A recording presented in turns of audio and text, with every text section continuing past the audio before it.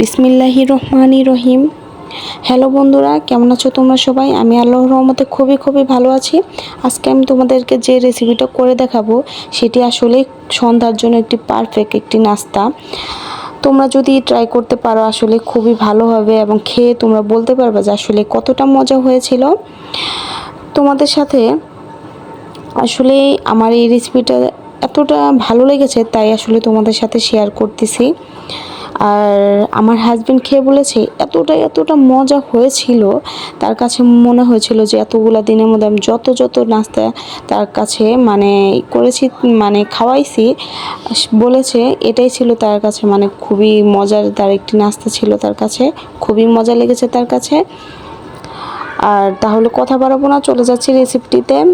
সন্ধ্যার জন্য আসলে সত্যি কথা বলতে পারফেক্ট একটি নাস্তা। এরপর আমি আলুগুলো সুন্দরভাবে কেটে নিয়েছি, ছুলিয়ে ধুয়ে প্রসেস করে নিয়ে। তোমরা অলরেডি জানো যে আমি সবসময় ধুয়ে প্রসেস করে রাখি। এরপর আমি লবণ পানিতে রেখে দিয়েছি কিছুক্ষণ সময়ের জন্য, 3-4 মিনিট সময়ের জন্য। আর তোমরা যদি খুবই পাতলা করে কেটে নিতে হবে, তাতে আমি যে শেপটা দিতে চেয়েছি দিয়েছি, তোমরা আসলে ওটা পারফেক্টভাবে দিতে পারবে। এরপর আমি 1 কাপের মতো আটা নিয়ে নিয়েছি, তোমরা পারলে ময়দাও দিতে পারবে। এরপর আমি নিয়ে নিয়েছি মশলাগুলো অ্যাড করেছি, লবণ, হলুদ, শুকনো মরিচের গুঁড়ো, তারপর হচ্ছে ম্যাজিক মশলা, পাঁচফোড়নের গুঁড়ো, আরও অন্যান্য মশলাগুলো, জিরার গুঁড়া, এগুলো সব আমি সুন্দরভাবে অ্যাড করে নিয়েছি তোমাদেরকে ভালোভাবে দেখানোর জন্য। আমি সবই করে নিয়েছি। এরপর আমি মশলাগুলো দিয়ে পরিমাণ মতো আমি ঝাল টাল সব কিছু চেক করে নিয়েছি, লবণ, ঝাল। এরপর আমি সব মশলাগুলো দিয়ে একে তারপর আমি পানি দিয়ে মিক্সড করে নিচ্ছি। আসলে তোমরা দেখতে পাচ্ছ যে আমি কতটা স্পিড করতেছিলাম। এইভাবে আসলে করতে হবে, না হলে দেখা যাচ্ছিল কি যে আটার দলা থাকতেছিল। এরপর আমি কিছু কাঠি নিয়ে নিয়েছি কাঠিগুলোর জন্য। তারপর আমি তোমাদেরকে দেখিয়ে নিচ্ছি। আসলে আমি ভিডিও করার সময় খুবই জলদি করতেছিলাম, নাস্তাটা খুবই তাড়াতাড়ি করা হচ্ছিল এজন্য।